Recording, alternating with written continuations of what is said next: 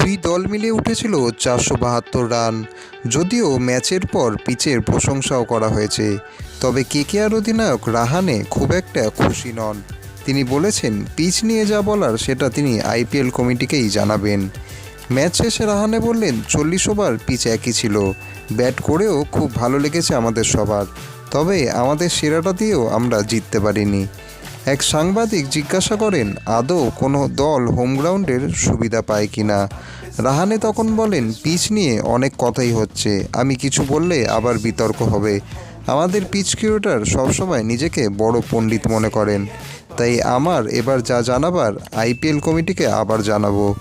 তবে কোহলি আর ধোনিকে নিয়ে রাহানে বলেন, ওরা দারুণ ক্রিকেটার, মানুষ ওদের খুব ভালোবাসে আর এটাই স্বাভাবিক। এছাড়াও কেকেআরেরও অনেক সাপোর্টার রয়েছে। নারিনকে কেন পুরো ওভার বল করানো হয়নি সেটা নিয়ে প্রশ্নে রাহানে জানান, নারিন পুরোপুরি ফিট, তবে ওই পিচে স্পিনে রান উঠে যাচ্ছিল, তাই রাসেলকে দিয়ে তিনি বল করিয়েছেন। তবে রাহানে এটাও জানালেন, আমরা এই ম্যাচ আমাদের কোচের জন্যই বেশিরভাগ হেরেছি। রাসেলের জায়গায় রঘুবংশীকে যদি না নামাতাম তাহলে আমরা এই ম্যাচটা অনায়াসেই জিততে পারতাম।